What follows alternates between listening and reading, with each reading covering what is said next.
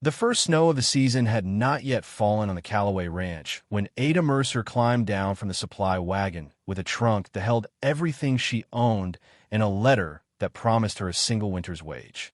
She was 34 years old, wide through the hips and shoulders in a way her mother used to call sturdy stock, and she had learned a long time ago not to apologize for the space she took up in her room. Eunice Calloway met her in the yard with her arms folded and her mouth already set against whatever was coming. She looked Ada over once, from her scuffed boots to the gray streaking early through her brown hair, and said, loud enough for the hand by the barn to hear, that the agency must have sent the wrong woman, because she had asked for a cook, not a second winter to feed. Ada set her trunk down with both hands. She did not flinch, and she did not look away from Eunice's narrow stare. Stay with this story until the end, and leave a comment telling me what town you're watching from tonight. I read every single one, and I love seeing how far these old frontier stories travel. The wagon driver, a boy of maybe 16, named Gideon, shifted on his bench like he wanted to be anywhere else in the territory. Ada had ridden the last 11 miles with him in a silence broken only by the creak of the wheels, and in that silence she had told herself the same thing she always told herself when a new household sized her up before she'd said a word, that her hands had fed harder men than these, and her hands had never once failed her. The Callaway place sat low in a valley outside a Colorado town called Larkspur Creek. The house built of good logs with a porch that wrapped around two sides, the barn newer than the house and twice as large. Ada had heard of it from the placement agency in Denver, a rancher recently widowed, 2 children, a sister-in-law keeping the house since the wife had died of a fever the winter before last. The letter had said 1 winter only, room and board and $40, a temporary arrangement until a permanent housekeeper could be found. Ada had taken it because temporary was the only kind of work a woman her age and her size could expect anymore, not because anyone believed in what she could do, but because no one else had answered the post in time. She had not always been a woman who took whatever work would have her. 12 years before, she had been Ada Holt, a butcher's daughter from a river town in Missouri, married at 22 to a quiet freighter named Caleb Mercer, who had courted her with nothing fancier than a willingness to sit on her porch in the evenings and listen. They had gone west together with plans neither of them said aloud, a homestead of their own, children eventually, a life built slow and steady the way Caleb built everything. He had died of a kicked rib gone bad 8 years into the marriage, 2 days of fever, and then nothing, and Ada had buried him outside Cheyenne with her own hands because there had been no one else to do it. There had been no children by then, a fact she had stopped grieving out loud sometime around her 30th birthday, though she had never quite stopped grieving it at all. After Caleb, she had cooked for a boarding house, then a cattle outfit that folded when the owner gambled away the herd, then a hotel kitchen in a town she preferred not to name even to herself, because the manager there had made it plain that a woman built like Ada was meant to work the kitchen and nowhere else the customers might see her.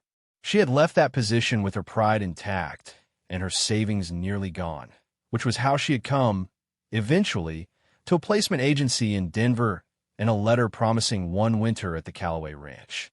She did not tell any of this to Eunice Calloway in the yard that first afternoon, because Eunice had not asked, and because Ada had learned that her history was not owed to people who had already decided, before she opened her mouth, exactly what kind of woman she must be.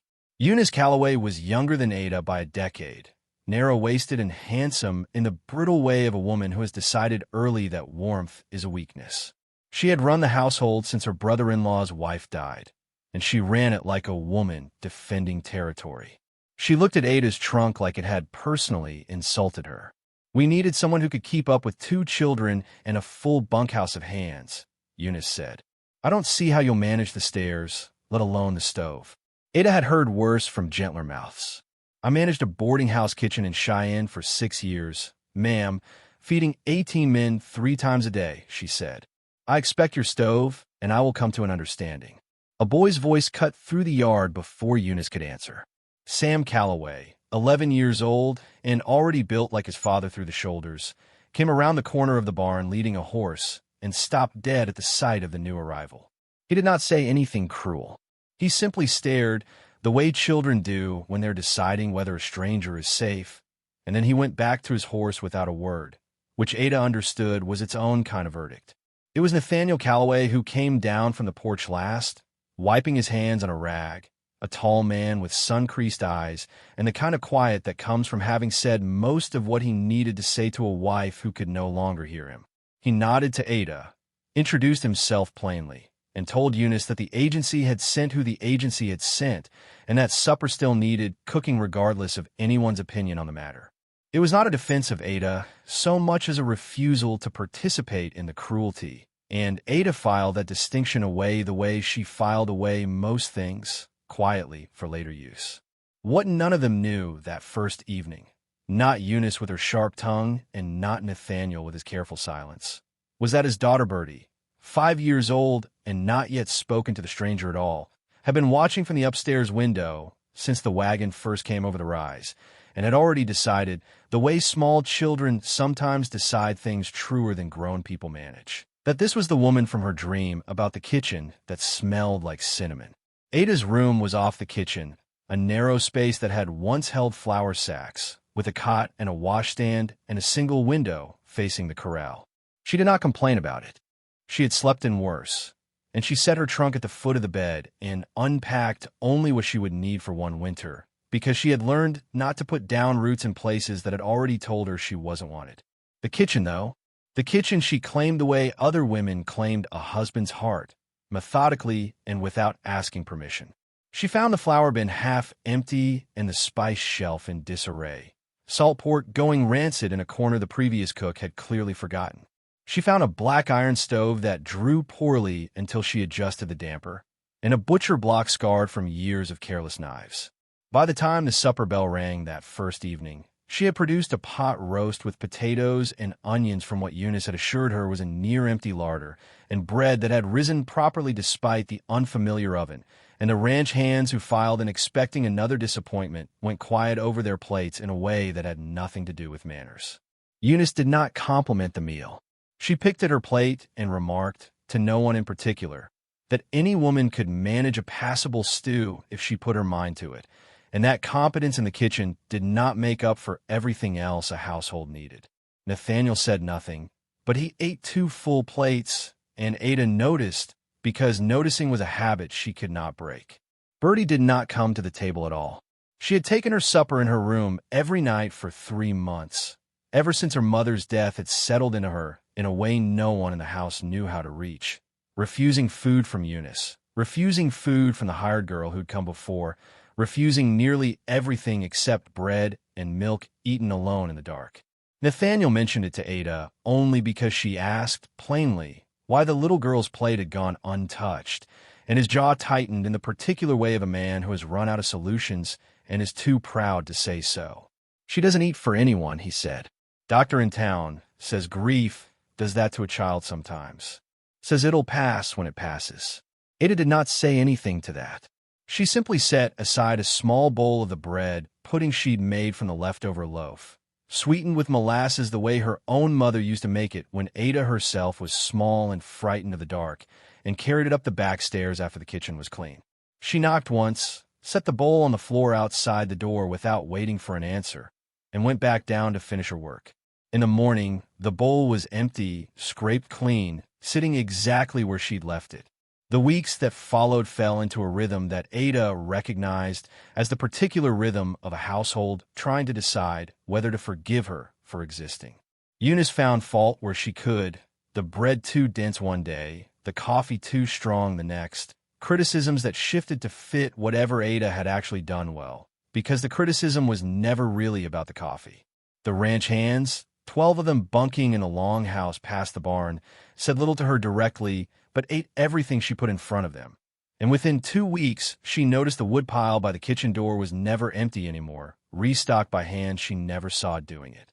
Sam warmed to her slowly, the way boys his age warm to anyone, sideways and through food. He took to lingering in the kitchen after his chores, perched on a stool, watching her work, asking questions about why the bread needed to rest before baking, why she scored the crust the way she did. She answered him plainly, the way she would have answered any apprentice, and he started bringing her things from his explorations of the ranch, a hawk feather, a strange-shaped root, the kind of offerings boys make when they don't yet have words for affection. Birdie remained a ghost at the edges of the house, glimpsed on the stairs, heard sometimes crying softly behind a closed door at night. But the bowl outside her door became a nightly ritual, and Ada noticed that the portions she left grew smaller each time she filled them, because Birdie was eating more at every other meal Ada quietly set aside for her. The two of them had not exchanged 10 words by the time December came in hard and cold, but something had begun between them that did not require words, the way trust sometimes builds itself out of bread and patience, and nothing said at all. Not every voice in the house had softened, though, and the cruelty that did not come from Eunice came instead from a hired hand named Dale Pruitt, a foreman's nephew who had worked the Callaway spread for 2 seasons and had taken Eunice's early dismissiveness as license for his own. He found his moment at supper one evening in late November, the long table in the bunkhouse crowded with tired men. When Ada carried out a second pan of biscuits and Dale remarked, loud enough for the whole table to hear, that it was no wonder the cooking was so good, seeing as how the cook clearly sampled her own work generously enough to know what worked. A few of the younger hands laughed, the nervous laughter of men testing whether laughing was permitted, and Ada felt the old heat rise in her face, the heat she had felt in 100 kitchens before this one. She did not set the pan down hard, and she did not raise her voice. She simply looked at Dale Pruitt across the crowded table and said that she had fed harder men than him on leaner rations and never once had cause to apologize for either her cooking or her shape, and that he was welcome to find his supper elsewhere if hers troubled him so much. The laughter died fast after that, not because Ada had shamed him loudly, but because the other men at the table, weathered hands who had watched her work a stove for a month by then, had already made up their own minds about her, and Dale's joke landed in a silence that told him plainly he stood alone in it. An older hand named Will Carver, gray at the temples and missing 2 fingers from a roping accident years before, pushed the biscuit plate toward Dale without comment, which everyone at the table understood as its own quiet rebuke. Dale ate his supper in red-faced silence and did not try the joke again, not that winter, not within Ada's hearing. Nathaniel heard about the exchange from Will Carver 2 days later, in the matter-of-fact way ranch business got passed along, and he said nothing to Ada about it directly. But Ada noticed that Dale Pruitt was assigned to the coldest fence line work for the better part of a week afterward, and she understood that as its own kind of answer to the sort of careful man gives without ever raising his voice. Ada's first trip into Larkspur Creek came the last week of November, sent by Eunice with a list for the dry goods store and little else by way of instruction. The clerk behind the counter, a narrow young man named Whitfield, who clearly took his cues from whichever customer stood in front of him, looked over Ada's list, and then over Ada herself with an expression that suggested he was doing arithmetic he did not like the answer to. He asked, not quite under his breath, whether the Callaway place was feeding the whole county this winter, or just the new cook, and 2 women browsing the dress goods nearby laughed the careful laugh of people glad the joke had landed on someone other than them. Ada paid for her order in exact coin, thanked the clerk with perfect civility, and carried her purchases out to the wagon without giving him the satisfaction of a reaction, though the long ride back to the ranch passed in a silence that had nothing to do with the cold. By the time the first rail snow came down hard in early December, burying the corral fences to their middle rails, Ada had settled into the house the way water settles into a basin, filling every low place without announcing itself.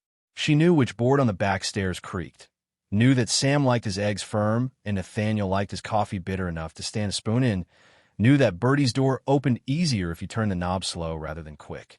None of it was spoken of as belonging. It simply was the quiet accumulation of small knowings that made a house a home for the people who paid attention, and Ada had always paid attention, because attention was the one thing nobody could take from a woman, even when they took everything else. It was the second week of December when Eunice tried, in earnest, to have Ada sent away. She had been planning it for some time, Ada realized later, gathering her case the way a prosecutor gathers evidence. Eunice waited until a Sunday, when half the county had gathered at the Larkspur Creek Church for the winter social, the kind of event where reputations were made and unmade over coffee and pie, and she chose her moment with the precision of a woman who understood exactly how an audience could be weaponized. The hall was strung with greenery for the season, long tables pushed together down the center, and the women of Larkspur Creek moved among them in their good wool dresses, trading news and recipes and the kind of careful glances that pass for welcome in a small town until a stranger proves herself one way or another. Ada had ridden in with Nathaniel and the children, the wagon bed packed with the chicken pie and spice cake she had spent 2 days preparing, and she had felt, climbing down in front of the church steps, the particular exposure of being looked at by 40 people who had already heard some version of who she was before she'd said a single word to any of them. The first slight came small, almost too small to name. A cluster of women near the coffee urn glanced her way as she carried her dishes in, and one of them, a thin woman in a gray bonnet Ada did not yet know was named Mrs. Pruitt, Dale's own aunt as it happened, murmured something behind a gloved hand that made 2 of her companions look quickly down at their plates. Ada set her dishes on the dessert table without comment, because a woman her size and her age had learned long ago that you could not chase down every murmur in a room and demand to be spoken to your face, and that trying only fed the appetite that produced it in the first place. The second slight came louder. As Ada arranged her cake beside platters from the other households, a woman she did not recognize remarked, to her neighbor, but pitched to Carrie, that it seemed the Calloways had hired themselves quite a substantial cook this winter. Substantial enough, she added with a small laugh, to eat through half the larder before spring even thought about coming. A ripple of polite laughter followed, the kind that costs nothing and means everything, and Ada felt her jaw tighten even as her hand stayed steady on the cake plate. It was Eunice who delivered the third blow, and she delivered it standing deliberately where the whole hall could hear. "I think it's only fair to say," Eunice announced, "that we hired a cook for the Callaway house, not a permanent fixture. Some women seem to forget the difference between a position and a place in the family. I'd hate for anyone to get the wrong idea about Miss Mercer's situation out at the ranch." The women around the table went still in the particular way a room goes still when it senses a fight it can watch without risking itself. One of them, a thin woman in a gray bonnet Ada did not recognize, made a small sound of agreement, and another simply looked at Ada's hands, work roughened and large, and then at her waistline, and said nothing at all, which was its own kind of cruelty. Ada set down the serving spoon she'd been holding. She did not raise her voice, and she did not let her hand shake, though she felt the old familiar heat climb her neck, the heat that came from being measured and found lacking in front of strangers for the 100th time in a life that had given her plenty of practice at it. "I was hired to cook for one winter," Mrs. Calloway, Ada said. "I've never claimed to be anything more than what I was hired for. I don't believe I need to defend my place at a church social, though. It was not a victory. It was simply a refusal to be moved, and in a room full of people waiting to see her crumble, that refusal was its own kind of answer." Ada thought, in the strange, suspended quiet of that moment, of every kitchen she had ever stood in where someone had measured her against a doorway she did not fit and found the doorway wanting instead of her.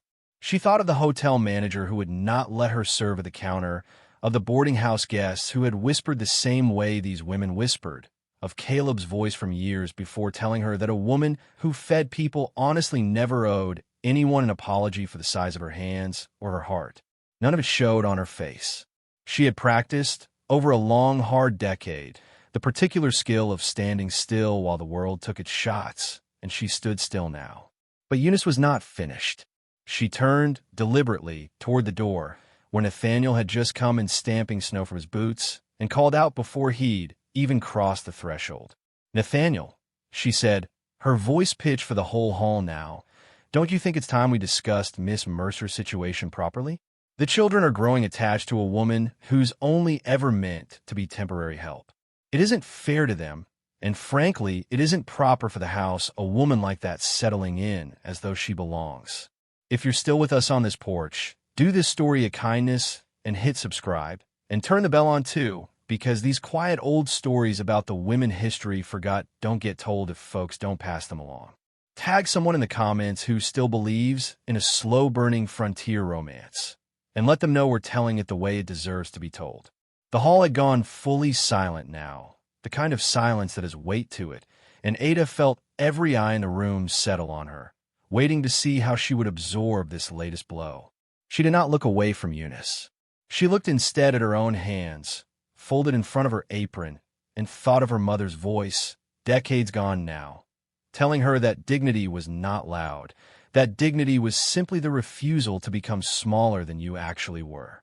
Nathaniel crossed the hall slowly, snow still melting off his shoulders, and stopped beside the dessert table where Ada's chicken pie sat half untouched, and her spice cake had already been cut into and praised by 3 separate women before Eunice had opened her mouth. He looked at his sister-in-law for a long moment, and when he spoke, his voice was quiet, but it carried to every corner of that hall the way quiet voices sometimes do when a man has finally decided to stop holding his tongue. "Eunice," he said, "Birdie ate a full supper last night for the first time since her mother passed. She ate it because Ada left a bowl outside her door every night for 2 months and never once asked for thanks. Sam stopped asking me when we're sending the new cook back to town because he isn't scared of losing someone else anymore. I don't know what proper has to do with any of that, but I know what it looks like when my children start coming back to themselves, and I know who did it." The hall did not erupt into applause the way it might in a story written for easy comfort. It simply went quieter still, women exchanging glances, the thin woman in the gray bonnet suddenly very interested in her coffee cup. Eunice's face had gone pale and then red, the particular color of a woman who has miscalculated badly in front of an audience she meant to use as a weapon. "She stays," Nathaniel said, simply, and that was all. No raised voice, no further explanation, just those 2 words, and then he picked up a slice of Ada's spice cake from the table, ate it standing there in front of the whole hall, and nodded once at Ada before walking off to find his children among the crowd. Ada did not cry, though she came close. She finished serving cake to the line that had formed, accepted the compliments that came now more freely, and said nothing further about what had just happened because there was nothing further that needed saying. Eunice left the social early, her coat pulled tight around her, and the ride home that evening was quiet in a way that felt, for the first time since Ada had arrived at the Callaway Ranch, like peace instead of tension. The real test came 3 weeks later, in the depth of a January storm that dropped 2 feet of snow in a single night and brought with it a cold so sharp it cracked the water troughs in the barn. Birdie woke in the small hours with a fever that climbed fast, the kind of fever that makes a parent's hands shake too badly to be useful. And Nathaniel was 40 miles from the nearest doctor with roads buried under drifts higher than a man's waist. It was Ada who heard the child crying first, because her room sat closest to the stairs, and she was up and in Birdie's room before Eunice had even lit a lamp. The little girl's face was flushed, and her breath came too fast, and Ada laid a hand against her forehead and felt the heat radiating off her skin like a stove left too long untended. "She needs a fever broken before it climbs higher," Ada said, already moving toward the kitchen, already thinking through what her own mother had taught her decades before in a different kitchen in a different territory, decoctions of willow bark and feverfew, cool cloths, broth thin enough to keep down. Nathaniel stood in the doorway looking lost in a way Ada had never seen on him, a man who could break a wild horse but could not break his own daughter's fever, and Ada looked at him steadily and told him to bring snow in the wash basin and to keep the fire low and even, because panic would not help his daughter, and neither would standing still. She worked through the night without sleeping. Steeping bark, she dried herself in the autumn from a willow by the creek, a habit left over from years of doctoring herself when no doctor was within reach, cooling cloths and replacing them, coaxing thin broth between Birdie's cracked lips a spoonful at a time. Sam sat in the hallway outside, refusing to be sent to bed, and Eunice, to her credit, made the trips for fresh snow and clean water without complaint, the crisis having stripped away, for one night at least, whatever pride had kept her sharp-tongued all winter. Twice in the deepest part of the night, the fever climbed instead of breaking, and twice Ada felt her own resolve waver the way it had not wavered since the night Caleb died beside her with nothing she could do to stop it. She did not let the wavering show.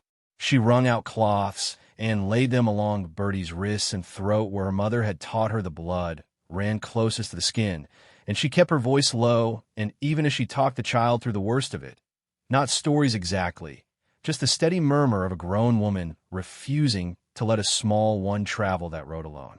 Nathaniel hovered in the doorway through most of it, useless in the particular way strong men become useless in a sick room, until Ada finally put him to work hauling wood and heating water because a man needed something to do with his hands or his fear would do it for him.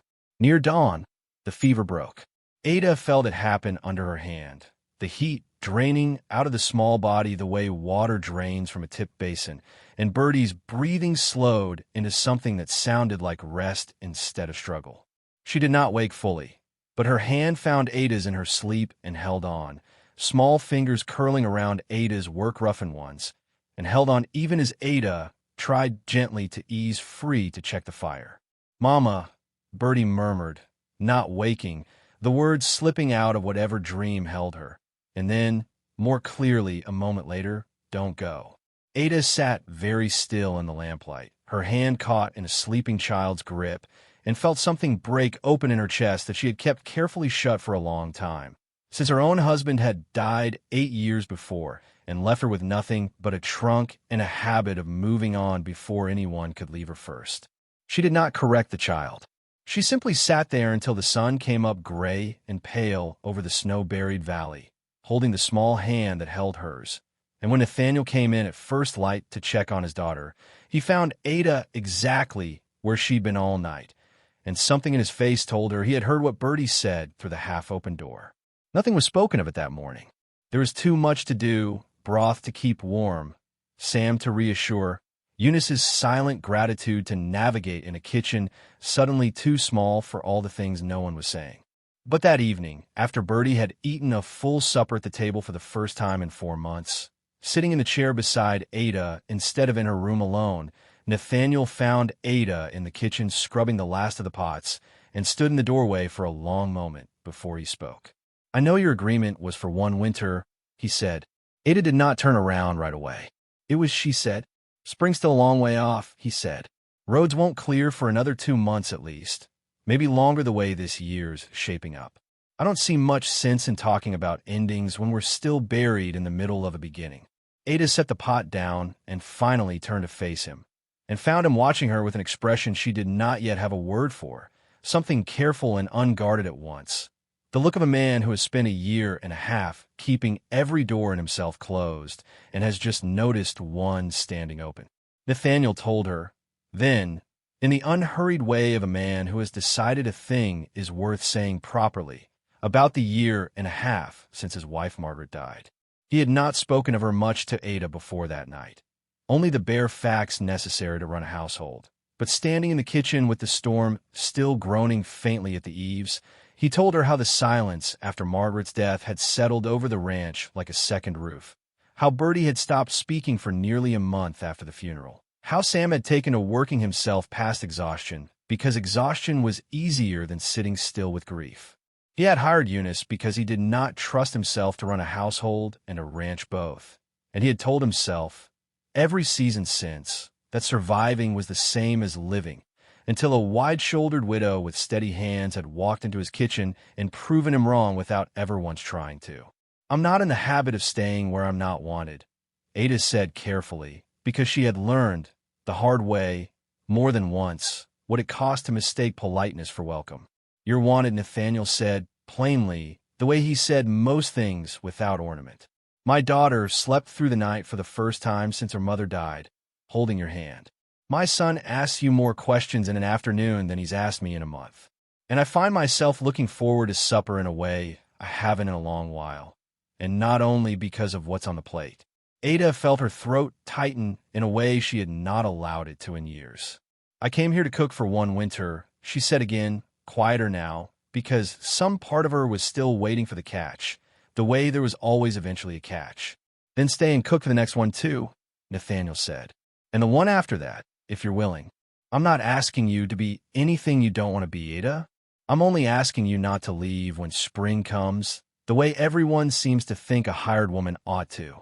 Out in the hallway, unnoticed by either of them, Birdie stood in her nightgown with Sam beside her, both of them having crept down to see what the quiet voices were about, and it was Birdie who spoke first, her small voice carrying into the kitchen with the simple certainty that only children manage. "Papa," she said, "can she stay forever? She makes the cinnamon kitchen." Nathaniel laughed, a short surprise sound that seemed to startle even him.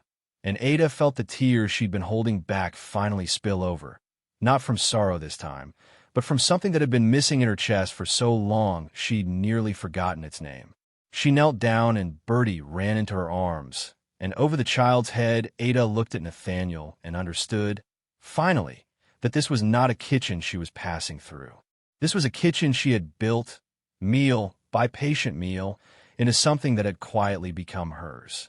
Eunice's reckoning, when it came, was smaller than the cruelty she had dealt out all winter, which Ada thought was fitting. She did not apologize outright, not in so many words, but she began, slowly, to soften, asking Ada's advice on the spring planting of the kitchen garden, complimenting a loaf of bread without the usual edge in her voice, sitting at the table more often instead of finding reasons to eat alone. Ada accepted these small gestures without making a show of forgiveness, because she understood that some people mend themselves quietly, the way a fence mends after a storm, post by post, without ceremony. When the doctor finally made it out from town once the roads cleared, he confirmed what Ada already knew, that Birdie's fever had been broken in time and properly, that whatever the new cook had done that night had likely saved the child from a worse turn.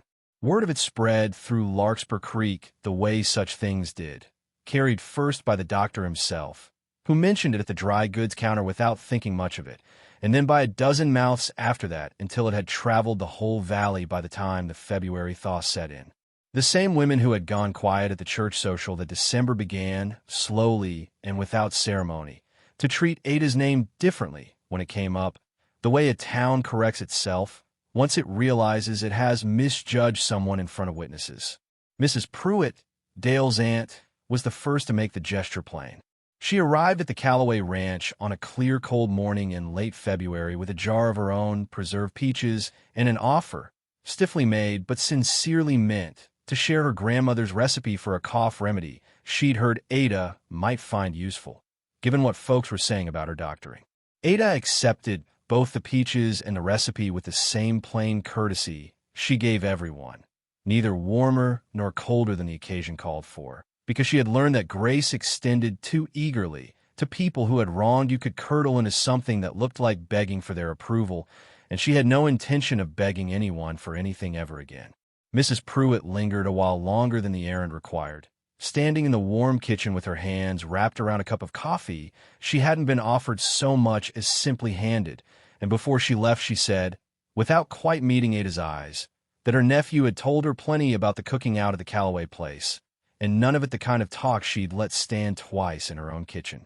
A letter arrived not long after from the hotel in the town Ada still would not name, forwarded through the placement agency in Denver, written by the very manager who had once told her plainly that her place was the kitchen and nowhere a guest might see her.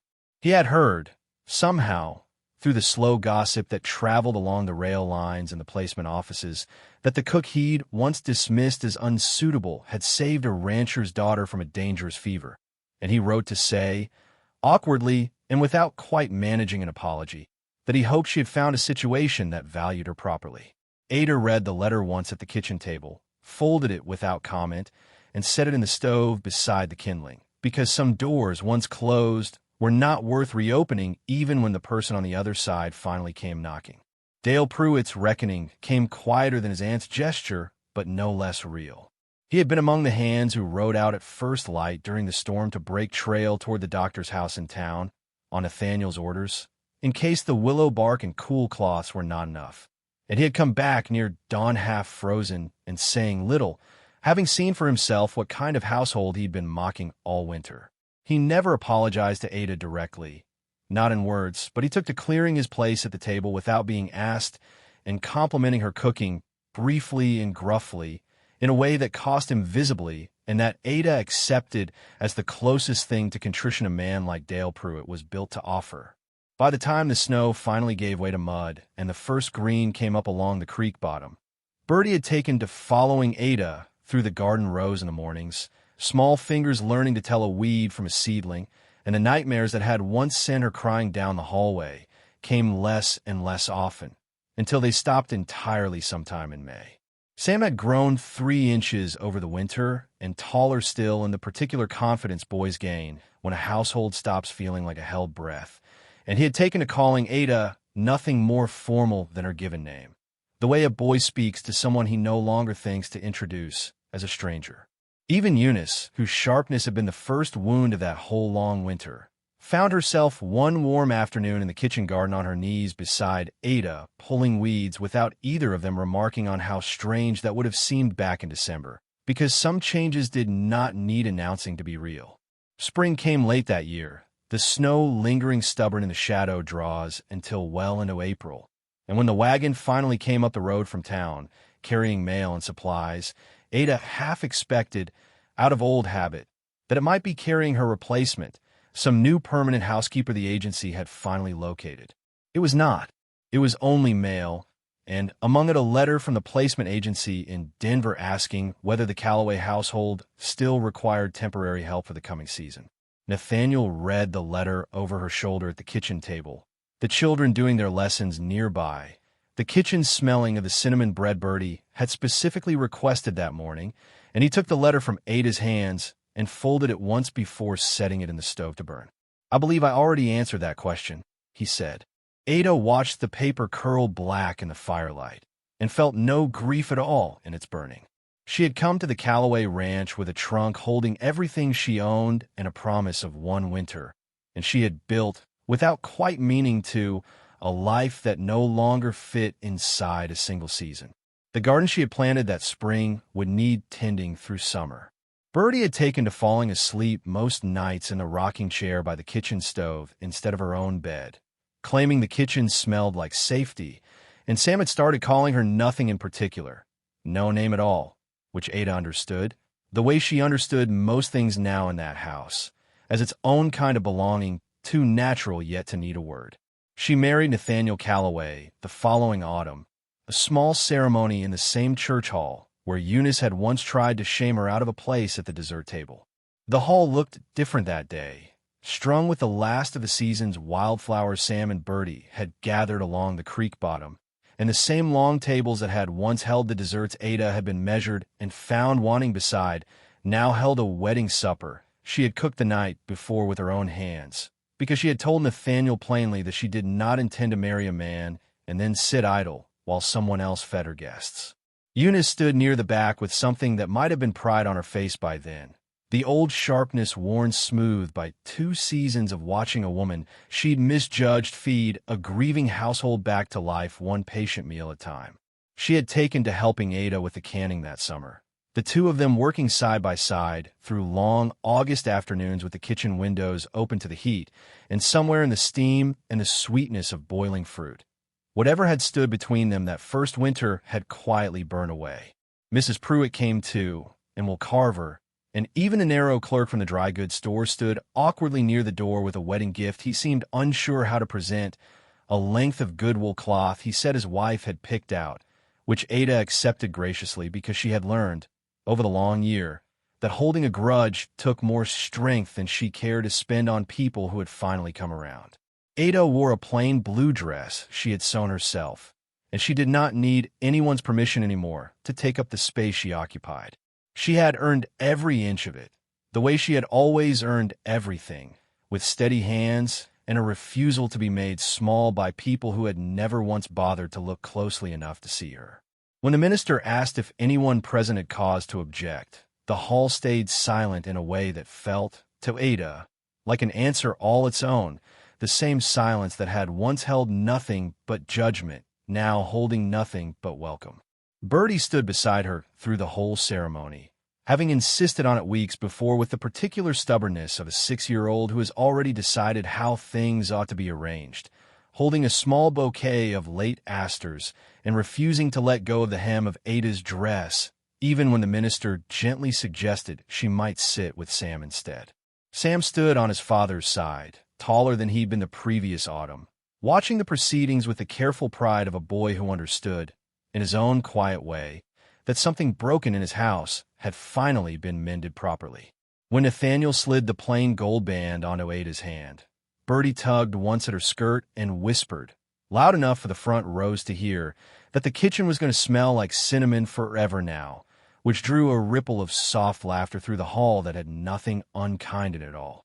That evening, after the last of the wedding guests had driven off down the frozen ruts toward town and the children had finally been coaxed to bed, Ada stood alone for a moment on the porch that wrapped two sides of the house she had once expected to leave behind with the spring thaw. The valley lay quiet under a sky gone hard and clear with early stars. The same valley she had ridden into a year before with a trunk holding everything she owned and a letter promising nothing beyond a single season. She thought of the woman who had climbed down from that wagon, braced for rejection because rejection was the only welcome she had learned to expect, and she found she did not recognize that woman anymore. Not entirely, though she carried her still, the way a tree carries every ring of every hard winter it has survived. Nathaniel came out and stood beside her without a word, and together they watched the lamp glow steady in the kitchen window, the same window Ada had cooked beside through a winter that was supposed to end with spring and had instead, quietly and without anyone deciding it all at once, simply become her life. Thank you for staying with this story until the very last word. If it moved you tonight, there's another waiting for you right now. So go give it a watch when you're ready. And if you haven't already, subscribe and join us on the porch, because we tell these quiet stories about women who carried more than the world ever gave them credit for, week after week. See you in the next one.